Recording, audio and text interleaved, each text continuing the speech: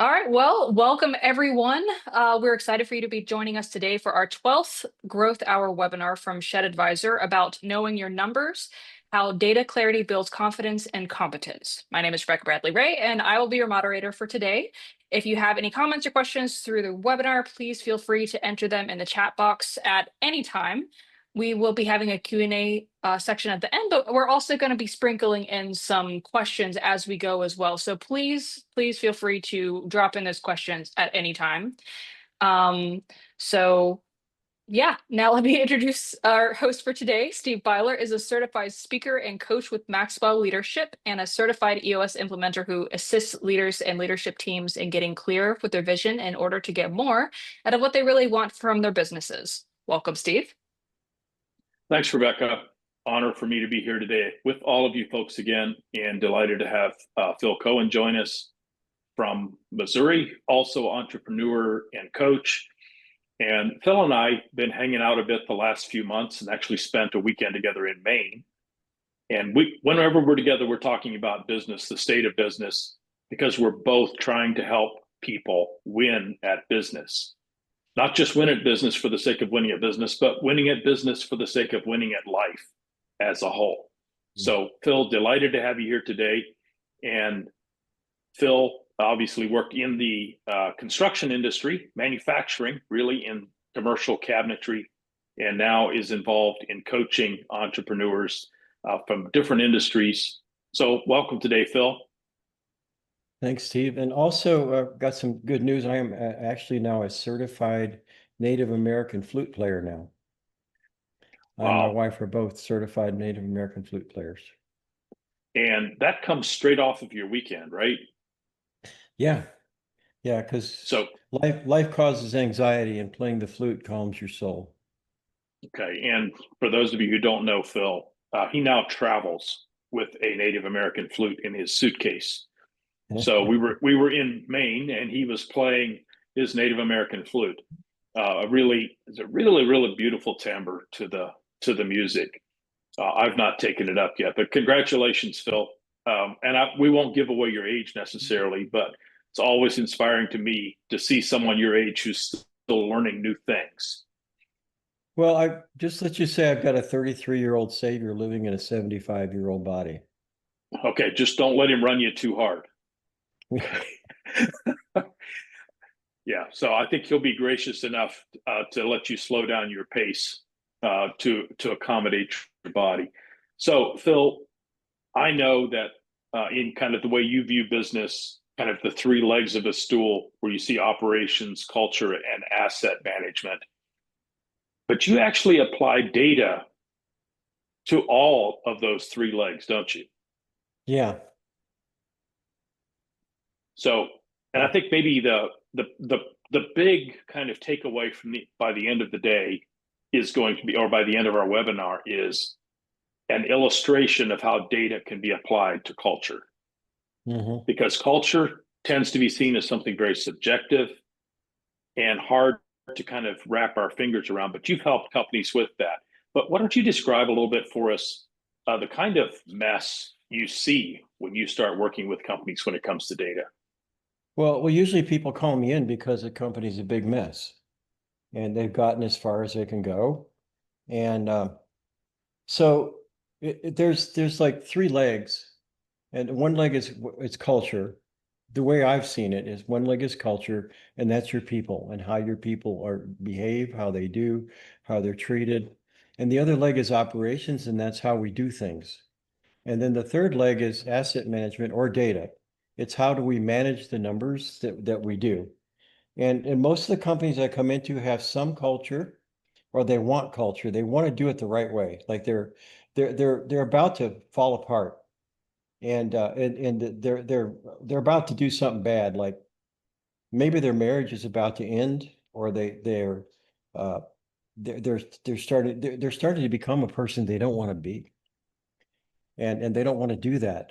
So they need help, or they're losing money. They're imploding everywhere.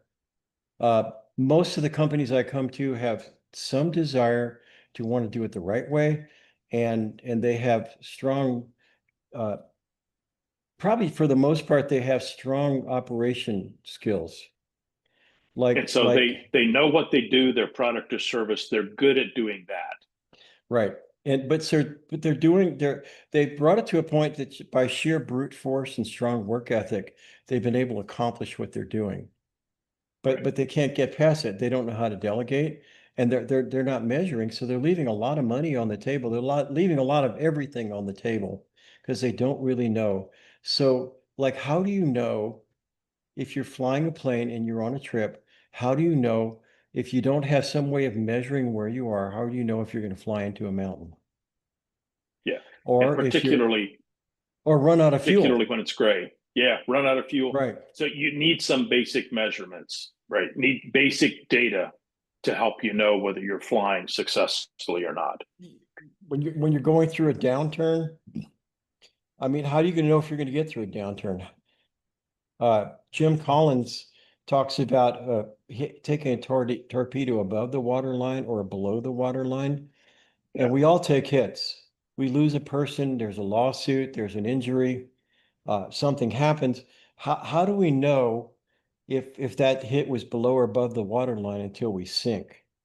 So I don't want to take up all the talking here, but just this concept I've been thinking about a lot lately, and that's I'm a builder. And so what does it take to build something? It takes the right plan, the right tools, the right attitude, the right skills. And so now I've built something. Here's the problem is I won't know if I built it wrong until it's too late many times. So how will I know?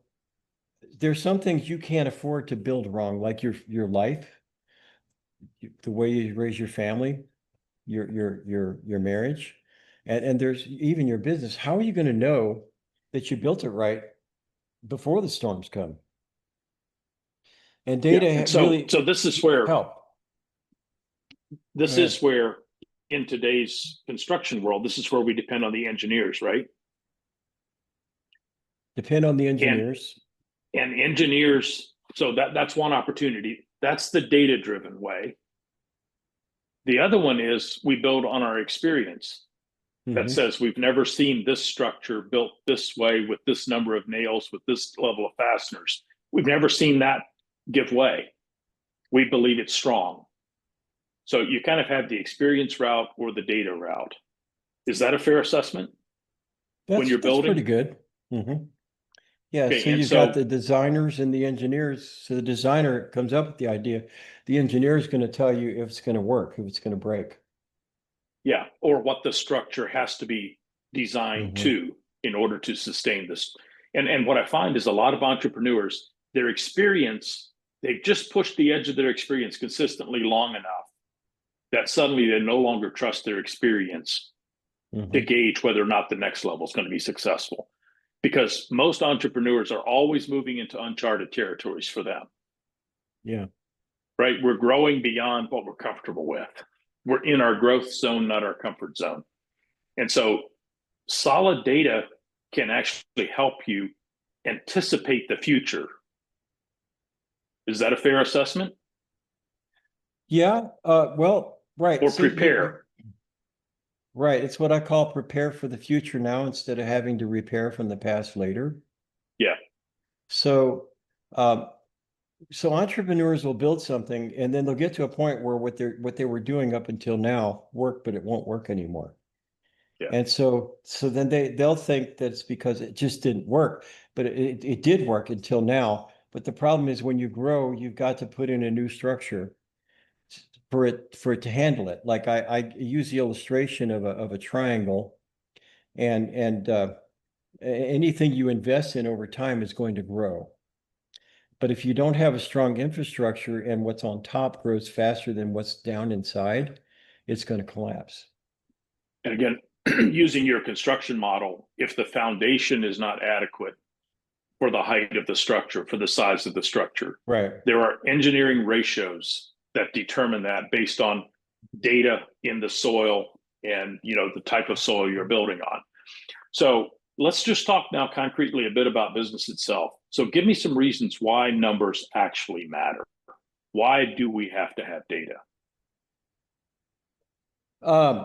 like I said, how are you going to know if you're flying a plane to the West Coast? How are you going to know if you don't have some kind of data of how do you know if you're going to fly into a mountain?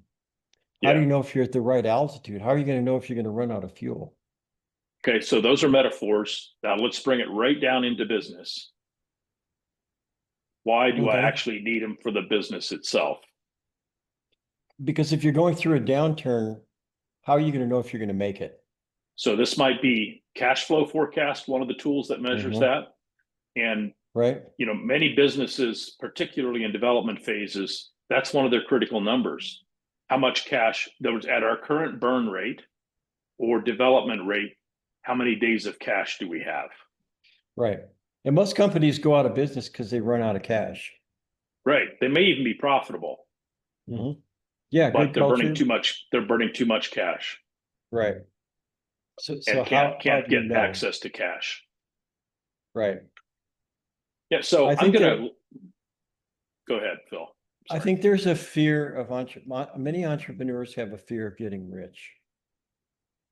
And This is and true. and it's something that I had to do in my career was I had to overcome the poverty mindset or our Yeah. company wouldn't grow. We had 80 employees and most of them were recovering drug addicts and felons. And I could not help them until I could overcome my own poverty mindset. And in order Yeah. to overcome a poverty mindset, I had to implement disciplines for managing money and managing data. Now, those disciplines, because when you start accumulating wealth, then it comes with its own set of temptations, which when people start accumulating wealth, then they start seeing it's easier to accumulate wealth than it is to care for people. And so they Right. become greedy. So that's a whole other discussion right there. Yeah. So it really comes down to the culture and the attitude behind wealth and data. So here's a couple of reasons I think people need data. One, it cuts through the murky subjective aspect of business, and there are just a lot of things that are somewhat subjective until we have data. You can have a decline in sales, or everybody thinks we're declining in sales. So what's the reason? Okay, and typically we blame what? The market. So how do we know? And I'm curious, Phil, in your business, did you track the data around the sales function of your business? We tracked everything we could. When we finally to grow our company to be able to scale it, we started tracking everything we could. And then some of the things, it's like one person said, you throw the mud at the wall and some of it sticks. So we tracked everything we could. And some things we found out were key indicators that Yeah, when you that this is what causes this. But you're not going to, as an entrepreneur, you know that you're not going to you're not going to understand something until you try a lot of things that don't work. yeah, and I often really in my coaching work encourage people to start with a couple because it does take energy, focus to actually track data. And rather than being overwhelmed with data, let's start with a few key measurables and with a few key measurables in every major function of the organization. So that, I tend to see that as got the sales and marketing side, your operations side, and then also in the finance, HR, admin, what you would typically call the data side. Well, in our Um, industry, in the commercial cabinet making, there's the Architectural Woodwork Institute, and they did give us data reports, and the average net profit for a cabinet shop was 3% in our industry. There were 1,200 shops. It was 3% net profit, and uh, we knew. So we loved craftsmanship. We loved the kind of people that we worked with. I loved working with craftsmen. I love craftsmanship. I love working with construction people, but we weren't tracking numbers. So when a downturn came, most of those companies went out of business. yeah, And so we knew that we had to start tracking data in order to stay in business. In fact, we loved woodworking and we loved our people. We loved construction people. The companies that were to be feared were the ones that tracked their data. And we knew not even to bid against them. And these were the companies we were at 12 million, But when we started tracking data, we were at about 4. And these guys grew it to 50 million. Well, and that's how they got there, right? That's They the only way measured they could have gotten there. Right. measured every step of the way and were able to make Yeah. clear, informed decisions that gave them confidence to take the next step. So let's keep going here around why people need numbers. And I've got just kind of quick, and I use the term sometimes. Everybody in the company needs a number, not just the leadership dashboard. Right. So I really like to see a leadership dashboard that has a high level metrics. We have our separate kind of financial data that we look at when we close out our books, hopefully every month, maybe it's once a quarter. And unfortunately, I still see entrepreneurs who don't know if they made money. You know, they won't know if they made money in 2024 until they file their extended tax return on October the 15th of 2025. Well, And then it's too late. You've already given up another whole year of adjustments, right? So it's just too late. So we need a clear financial review, which is not really the focus of our conversation here today. It's more about the day-to-day management operations, the week in, week out. So we need it to create shared expectations. One of the number one things that deteriorates a culture is when we don't have the manager expects this, the employee expects something different. And I think that if I make 10 widgets a day, that's success. The manager thinks if I need to make 15 or I'm slouching. Okay. That brings data clarity so that we can have a conversation about what our shared expectations are. What if the manager thinks we should make 15 and I think I should make 10 and the salesman can only sell 8? So that's important data, right? Now your overheads are probably too high. So what do you do? What do you do? You're gonna have what are your options? Gonna have a bunch of stuff sitting around that you made that you can't sell. So either you need to do layoffs, lay off widget makers, cut overheads, or hire more salespeople. Right. That's the kind of data that gives you clarity for decision making. Or get everybody on the same page and agree on the data that you want. And that way, the salesman knows how much he can sell. And each person knows what to expect. And if one of those is running short on their numbers, he can roll up his sleeves and help the other one. That's right. And I think that's where numbers create accountability. Okay. Not only does it bring transparency, it now creates accountability. We say for this company to be successful, we have to do 100 widgets a week. But we track and sales is only bringing in 80 widgets a week. We know we're in trouble. Okay, so we have to figure out how can we help our sales team drive that number up to 100 widgets a week or whatever that measurable is. I'm curious how you respond to this because some people say, well, too much data destroys a culture. If you're measuring everything, that means you don't trust anybody. It's really every phase you're at in life has its own set of temptations that you have to manage. So I'm curious about this statement. It's just that simple. Yeah. I've used the phrase accountable people appreciate data. You agree with that? Yeah, but what I've seen is in not just my industry, but with CEOs that I've known, is that once they start tracking data and they realize it's easier to become rich than it is to care for people, then they become greedy and then they become data oriented. And Jesus said you can't serve both. So you have to make an intentional decision which one you're going to serve. Will the data serve us or will we serve the data? Yeah, and we can step back and say that's why your vision and mission is a first priority, right? And that's usually built around your people.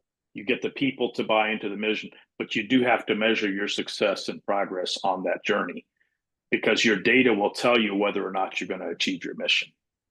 Right. But then many times you're going to make decisions that are not financially right. And if So I'm all for a culture-driven company, a biblically based, culture-driven company. And so there's going to be times when you're going to make decisions that don't make sense financially. But if you're not measuring your measuring your numbers right, and you're wasting money. So I want to bring into here how that we are, because we're well, let me look at Proverbs 12:27. Lazy people don't cook the game they catch, but the diligent make use of everything they find. So let me build on this thing. Let me expand what this is, because Proverbs is scalable, it's universal, it's timeless. And so if you are back when we were really poor, we couldn't afford meat. And so somebody gave us a cow, a lame cow, we butchered it and we boiled the bones. We ate the heart, the tongue, the spleen, the whole thing. And we even tried to tan the hide. Okay, so that applies, that concept applies. And a lot of times companies are leaving money all over the place. And if you ever start implementing lean, you're going to see that where you're leaving money all over the place. And then you were going out and borrowing money for things that you already had that you could have implemented from within. So I'm telling a longer story for this is, if we're going to make decisions around people that don't always make sense financially, we better make sure we've got the cash reserves to be able to do that. Because I can't go to, if Steve is my employer, my employee, I can't go to Rosa and say, I'm sorry, I can't pay Steve today because we are helping this employee that we really believe in, that we want to help. So I'm not able to pay Steve. So I essentially make people donors to my ministry. And so to have more cash, and they say that by having more cash, you can help more people. And we better mean that from the heart and not use it as a cover up for greed. But if we really mean that from the heart, then yeah, so it really comes down to what's going on in your secret heart. What are your secret motives? Okay, so one of the things that I told Phil we want to talk about here today, and if you've read Phil's book, or you know Phil, you know that his passion in business really is the culture side of the business. And he needs the data to be able to build and maintain that culture. He needs a good, strong operations so that the culture can thrive. Now, you can't have one of those, culture, ops, and asset management, be weak and the culture still win, right? They all have to flourish together. So I think maybe one of the really strong data pieces that Phil has brought in my experience is how he's been able to bring data to culture. And we often tend to think of culture as being very subjective. And is it good or is it not? And if a culture is really dynamic in a business, usually everybody agrees it's dynamic. When it begins to deteriorate, that's where the arguments break out. So what is it that's going wrong? And people base their culture assessment on the subjective based on how they experienced it previously versus how they're experiencing it now. So Phil, let's kind of start leaning into data and culture and talk. How do you begin to understand where culture challenges are using data? Okay, so I want to go to the Gallup engagement survey. I use a version of that I've rewritten. I don't know how many of you all in the webinar are familiar with that, but you could just look it up. It's, I think, 12 questions that help to understand employee engagement. And they'll answer each question like from 1 to 10. Like, I have the tools I need at work. The company cares for me as a person. It's just several questions. So one of the questions we revised, it says I have a best friend at work, and we changed it to I have a good friend at work. And then we added a couple of questions. But anyways, of the 14 questions we created, and some had to do with operations and some had to do with culture. There were 4 questions. The one company I worked for that had 400 employees, there were 4 questions that they scored the company low on. And one was the company cares about me as a person. The company cares about my family.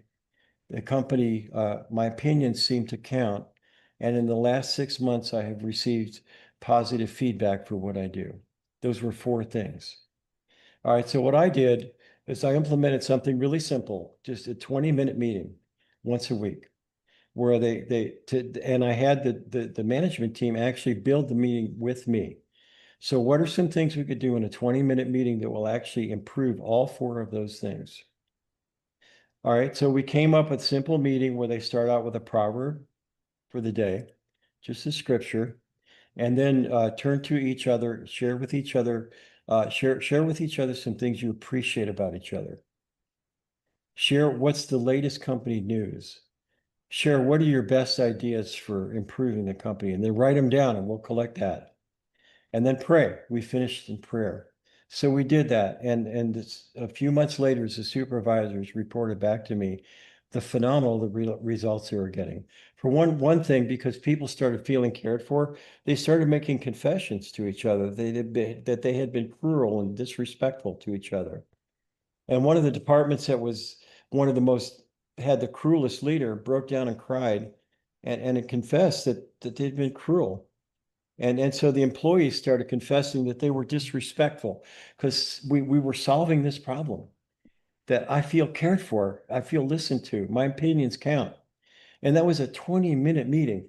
So here's what happened is I said, so how do we know? What data do we have? Because they said production is up, absenteeism is down, people want to work in this one department. We have no metrics to determine that it actually is. We're getting more done in fewer hours. We have fewer people leaving. We have fewer sick calls. We had no numbers to prove that. But what if we had the numbers to actually prove that? Because I do think that culture, when it's done right, works, and it goes straight to the bottom line.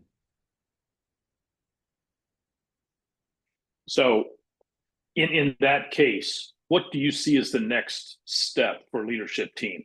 So we used a survey, in this case, the Gallup Engagement Survey, that gave us data. And I assume these questions are ones that are shown by research as being descriptive of a healthy culture where people are engaged, love to come to work, highly productive cultures. So somebody's already done that work.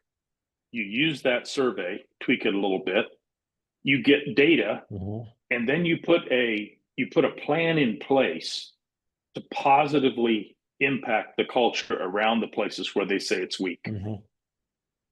So everybody's saying, now we think we've got a surge, we think we're improving.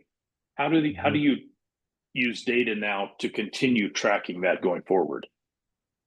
Well, by tracking, like, what was our turnover rate of employees before? And what is it now after? So turnover, yeah. Employee turnover. What about productivity? If there was an accident rate, what kind of accidents do we have? Are we getting more done in less time? Which I'm pretty sure we are. And so this is where often a little bit of data begins to raise a couple of questions. And usually the first one is, well, can I actually trust this data? Okay, and sometimes I see companies that just start measuring something, for example, performance per man hour in a small factory, and they track volume of production in a week, how many man hours, and so you have a performance per man hour number. Well, one week it's 500, the next week it's 300, the next week it's 250, then there's one that's 700, and you say, wait, I don't think we actually varied that much. So often people start tracking data like that, and then they ask questions about the validity of the data and realize, oh, we're actually not tracking work in progress effectively. So we're only tracking completed. So there's an improvement phase for the quality of the data. Once that improves, then you begin to realize there are related things that would really help us to understand it as well. And so you're now tracking engagement with the Gallup survey, And you want to be starting to track, say, turnover, because that's a huge cost, right? Disengaged people, especially as they're being exposed, if they won't engage, they'll leave. And productivity is a sign of engagement. How did you track productivity in your operations? Well, so you can approach it from several angles, and like I said, that this is so I'm coming from this background. What I'm trying to do is explain to people on this webinar who came from the background that I came from, where they didn't see why data mattered. So I'm trying to reach that. So what you measure everything, and some measurements work and some don't, and some you have to develop, but some you have to keep working it until it finally emerges that it's working. One way that we tracked was by looking in our industry. Well, you don't even have to do that. You can look on the internet and just vaguely look at what industry you're in. So like if you're in manufacturing, the internet will tell you a number of gross revenue per employee. So if you're somewhere in that margin, like if it's, I don't know what it is now, but then it was around $200,000 per employee for manufacturing. So if you were doing $200,000, so if you had 5 employees, you should be doing about $1 million a year, more or less. All right. So then you want to start looking at if you're doing more than $1 million. So I sat under a Harvard professor for a couple of weeks. And one of the things I learned from him about data is that every number has a comparison and every number has a story. So you don't just look at the number by itself. You want to know the story behind the number, and you want to know the comparison. So you just start testing like 200,000, and then you want to look at that 200,000, and you know if you're going over 200,000, what's the story behind that? Why is that? Because if we're making more than 200,000 per employee, and I'm just throwing 200,000 out, it's a number you test, and you test it over time, and eventually you come up with your number. But every number's got stories behind it. So you test that number. If you're going over 200,000, either you're going to look and say, okay, we were in a job that was paying a lot, we're in a market that's paying a lot, or our employees are being overworked. What's the story behind it? And then as you look at if it's under 200, it's the same thing. It's like, some of the just you start asking a lot of questions. If it's under 200,000, does it mean that we're in a job or an industry where material costs are lower? Where overhead is lower. So you want to, what's the story behind those numbers? You can't just look at the numbers. Yeah, that's very helpful, Phil. And so I want to just reiterate something here to everybody. This is one of the numbers that you want to know, and it's often just a great place to start. You look back at the history of your company. How much was our revenue? How many people did it take to create that revenue?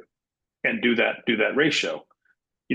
I'm just looking at the companies I'm currently working with, and they probably range from $50,000 per employee to about $750,000 of revenue annually per employee.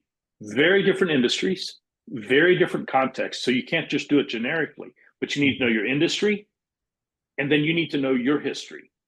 And typically what you'll see is that as that number increases, as you said, Phil, there's a story behind it. Why is it increasing? And you want to be sure that the story is intentional and it's building the culture that you actually want, not destroying it, where you end up with, a negative repercussion by improving that ratio. But know your number, know how much revenue you can generate annually per number of employees that you have. Great place to start.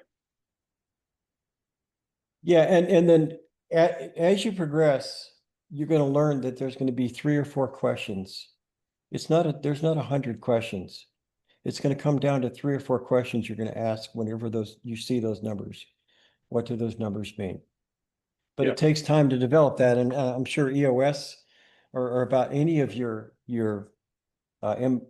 business schools have lists of questions that you could be asking, and then you just come down to what are your questions that work for you. What are the questions that are giving you the answer of why those numbers are what they are? And then, and also, how do we change? So here's your master question. What does this number mean? And what do we need to do to change it? Or why did it change? Is it a good, healthy number? In health, it's like your blood pressure, your temperature. In business, it fluctuates, but there's still some steadiness there. Yeah. That it's not going to fluctuate a lot. Right. This is a metaphor that I use again a fair bit in business is the vital signs. So if you go to a doctor, the first thing they're going to do is they're going to check your weight, your body mass index. They're going to check your blood pressure. They're going to check your breathing, your breath, and your heart rate. They're going to check those basics. Mm-hmm. If any of those shows an irregularity, okay, and again, right, the ratios, the acceptable ratios change based on, sometimes they're different based on gender, sometimes they're different based on age, but there are acceptable ranges of what's considered healthy for your circumstances. Right. And that's why that's really important. Unfortunately, I work with some companies who don't have much industry data. Now, what I'm finding is that ChatGPT is pretty good at helping you find some industry data. But again, if it's not documented in publicly traded companies and industry associations, it can kind of be all over the map.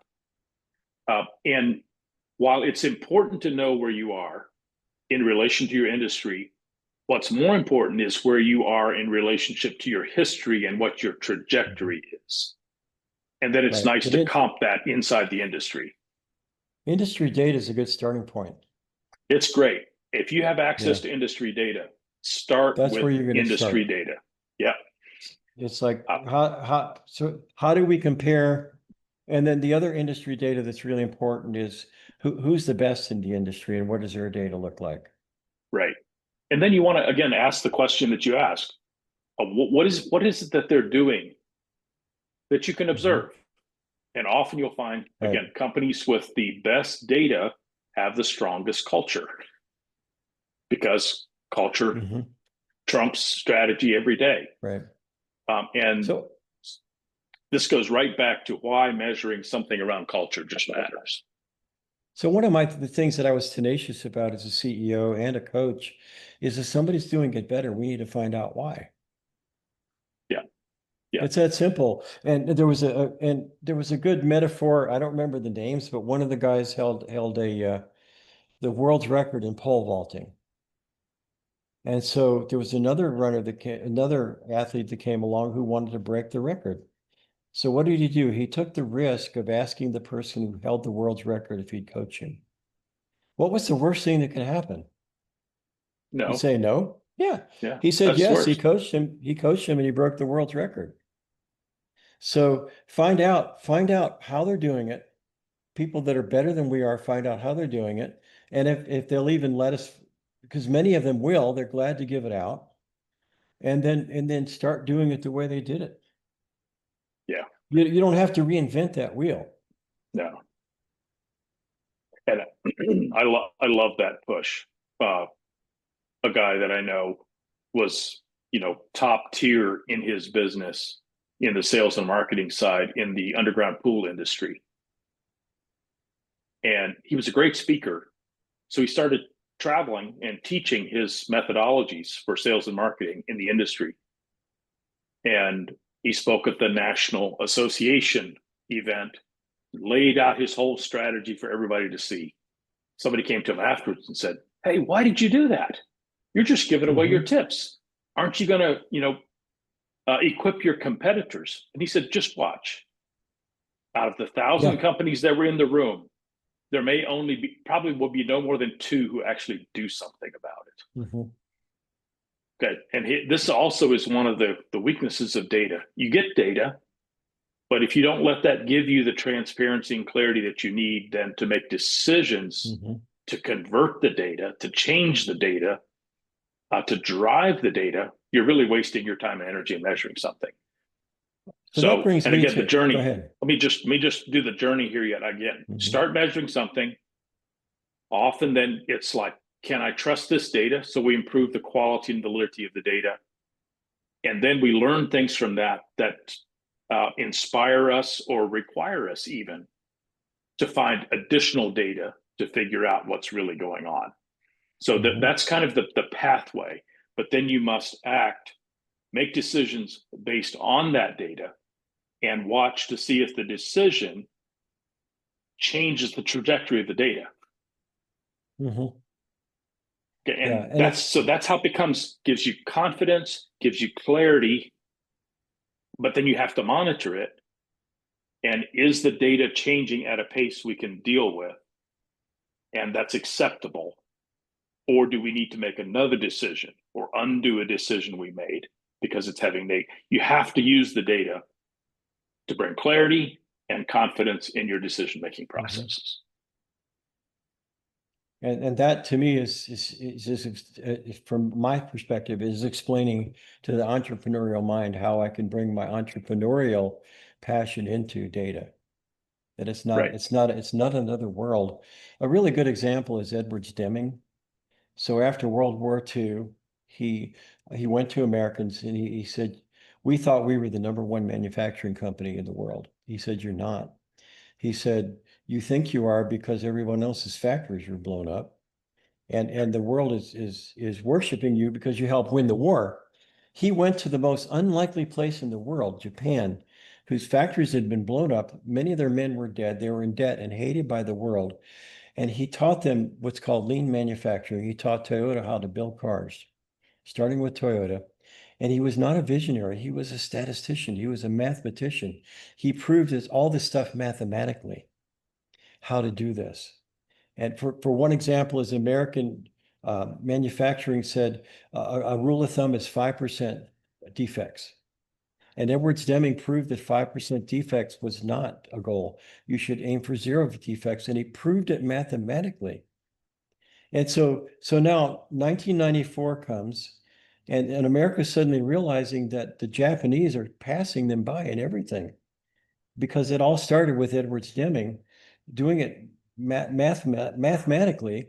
And so then there was this TV special that said, if Japan can, why can't we?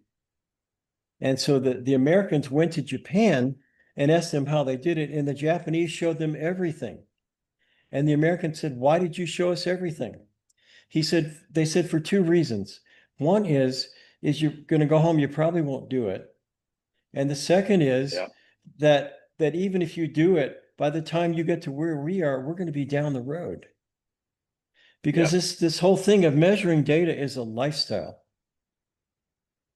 And that's another angle. So another way of measuring, you're mentioning employees, measuring per revenue per employee. Another way of measuring is he taught how to measure waste, how to identify waste. And we had a program in our company for measuring waste where, so I taught them, if you go to business school, you're going to learn that a company needs to survive.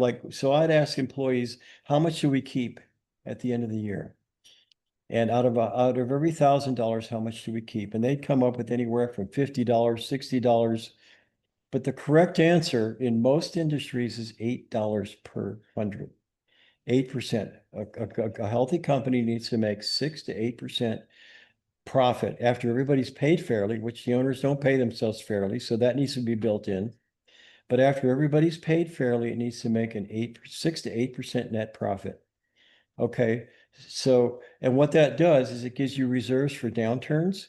It gives you money for improving and growth. The companies that are not making 6 to 8% are going to go under during a downturn. It's almost for sure that they will. They've got to. When we finally were doing good data, we were making 12 to 14% in an industry where people were making 3%, and we were treating our people right. So we manage that tension.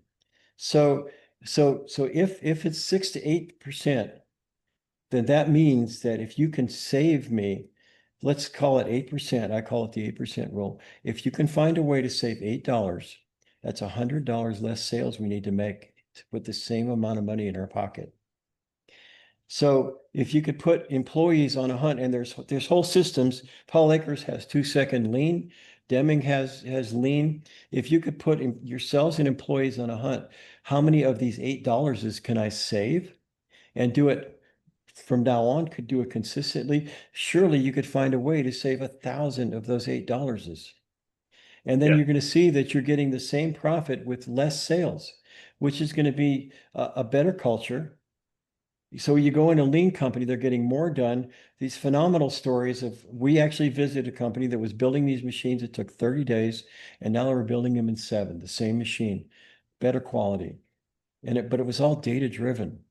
So that's another angle is employees per revenue per employees, or the $8 rule. There are just a lot of ways that you can do, and it just a good coach can help you discover that. Right. Which data combination works best for you. It's not like you've got to do one and there's only one way to do it. And data, your data that you watch will actually shift a bit. There will always be these key things that you'll watch over the life of your business, but then it will shift based on where your biggest opportunity lies, where your biggest challenge lies, where your biggest pain point lies. You'll create data that will be for a season because you need to solve a specific problem. Right. And you know, I'm kind of a minor league baseball junkie, right? I've started following baseball, have my favorite team, and there's a movie called Moneyball that tells about the significant shift in baseball, because suddenly it became a data game rather than just a star player game, because they discovered a highly paid star player can't carry an entire team.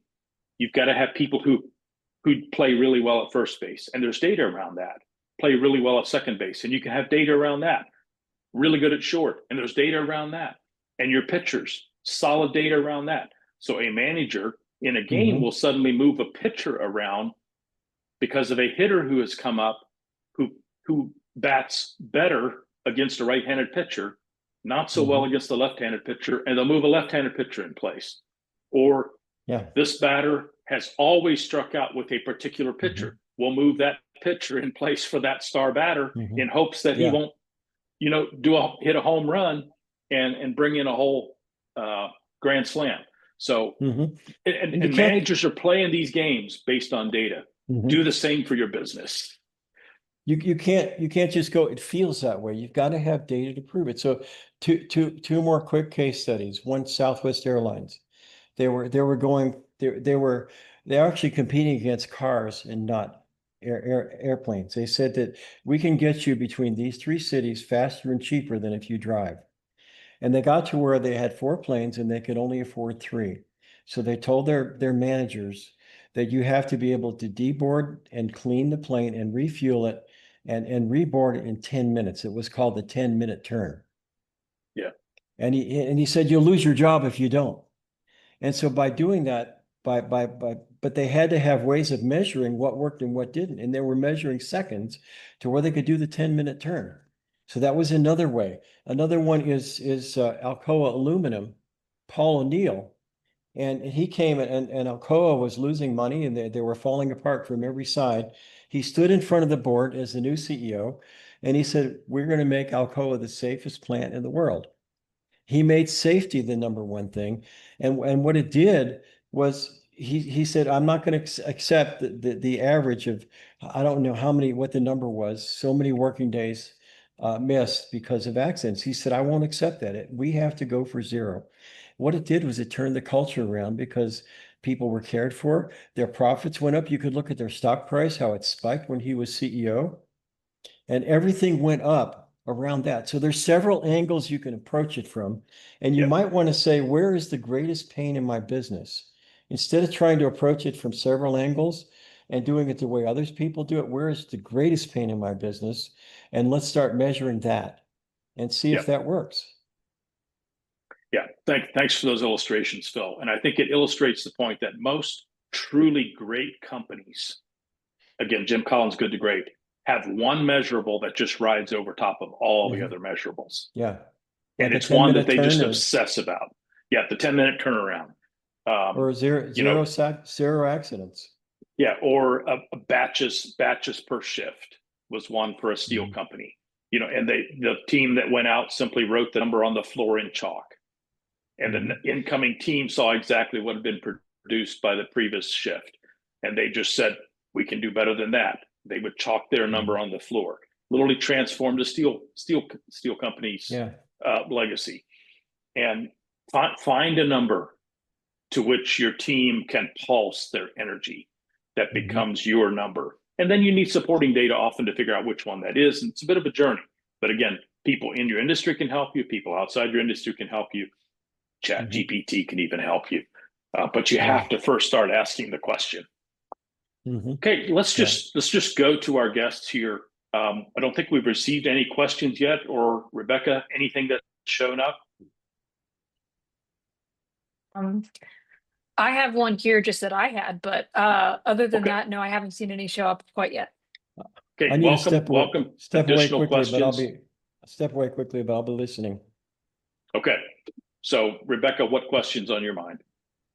Well, I was just curious. I know you had kind of touched on a couple of different ways of collecting data, but I'm just curious, do you have any like programs for like, say, a business that has not done any kind of data tracking and they're just starting into it? Do you have a couple of like programs or things that they should start off with that you have found to be really effective for getting started and tracking their company's data?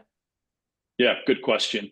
I will recall when we started tracking data, and we started really focused on the sales side, and like number of phone calls coming in, number of web leads, number of cars showing up, and we simply built a spreadsheet where every store had their own page, all that data pulled together into a summary document, that daily data pulled together into weekly summaries, and we simply dumped it into Dropbox because that's all we had.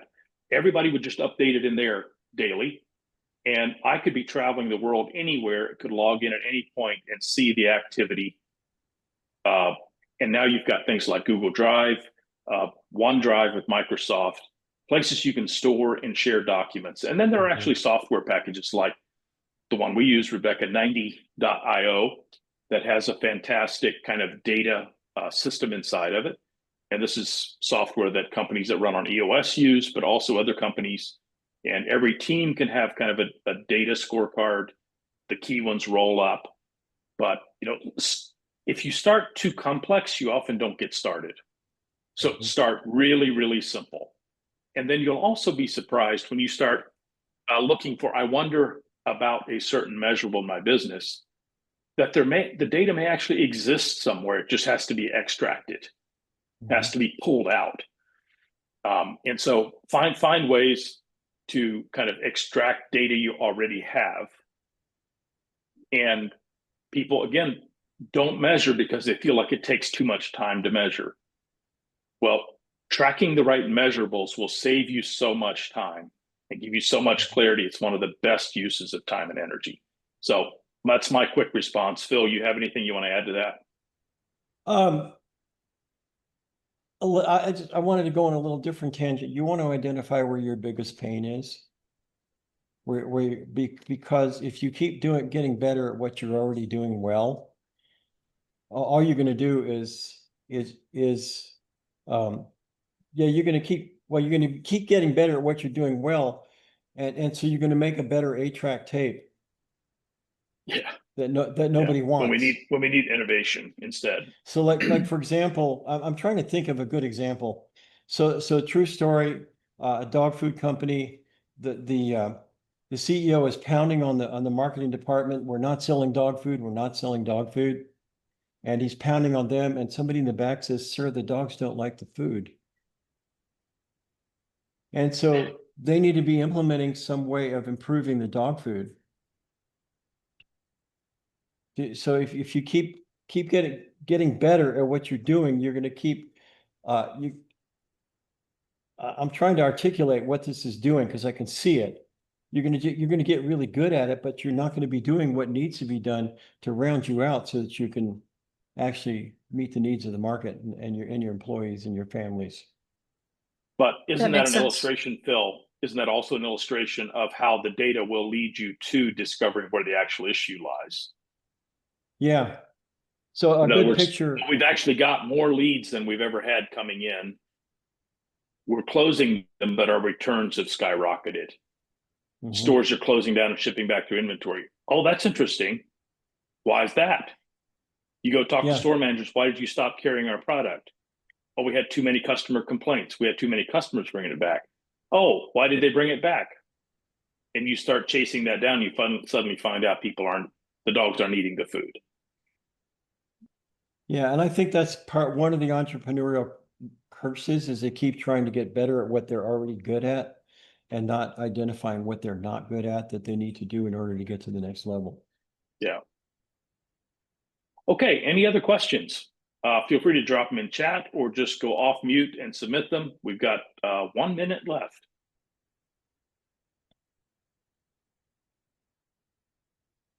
And Phil, we'll just let you, any wrap up comments, kind of last words to the team here before we wrap this up. Well, yeah, I was thinking about how do you identify what this is? And it's the CEO's job to do that. He needs the one that needs to step back and listen to his company and listen to the heart, the soul of the company, listen to the market and take a lot of notes. And as he does that, he's going to start seeing here's where the pain is. He needs to learn to step out and step outside and look at it from the outside. And yeah, I know we're on this because we're talking about coaches. Get a good coach if you can't do it yourself. Because that coach is going to have the same perception that you have, only he doesn't have the anxiety tied up into it. So he's going to be able to see it from the outside. To really, Ken Blanchard and Lori Beth Jones, they said that if the people in that organization could just listen to each other, they wouldn't need a consultant. But it just, as we come in from the outside, we can listen to what's going on and help them identify what they're not able to hear. So both either the CEO can do it or he needs to get somebody to come in. Yeah. And the metaphor, again, I think a medical metaphor can be helpful. I have a stomach ache. I know what's in my medicine cabinet, and it's very likely that I can solve it by just being reflective on my symptoms, finding a little bit of help, changing my diet, exercise. Sometimes I can't, and it persists. I need to go see a doctor. This is maybe a general business coach, somebody, maybe it's a peer advisory group. We sit down and have a broader conversation. Sometimes the issue is so specific and deep, I actually need a specialist, a highly specialized, whether it's somebody in finance, somebody in sales, somebody in marketing, somebody in culture. There's help there. Go after it. That's the job of a CEO. Yeah. So somebody's thank you, got Phil, the skill sets you need, but he's outside of your pain. That's right. So thank you for joining us today, Phil, and the rest of you too. Thanks for joining us. Feel free to join us next month. I'm excited to host Sarah B. Stern. She introduced herself as a person whose name is a sentence, and she's an expert on family business, understanding the dynamic of family and business when they come together. So be delighted to have you join us for that.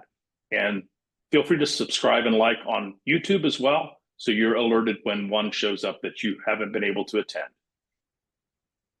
Thanks for joining us.